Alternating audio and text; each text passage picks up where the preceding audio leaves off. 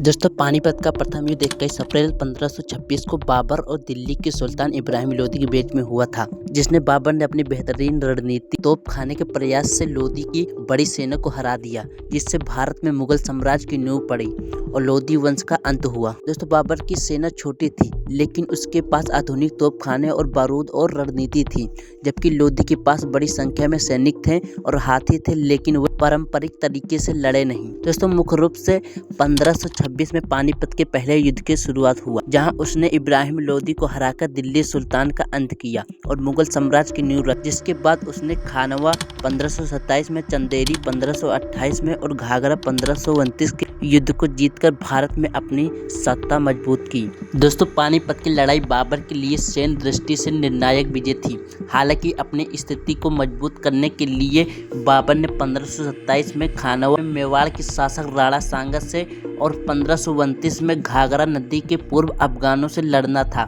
राजनीतिक रूप से इसने बाबर को नई भूमि प्राप्त कराई और भारतीय उपमहाद्वीप के हृदय में मुगल साम्राज्य की स्थापना के एक नई चरण की शुरुआत की। एक ऐसा साम्राज्य जो 200 वर्ष से अधिक समय तक चला।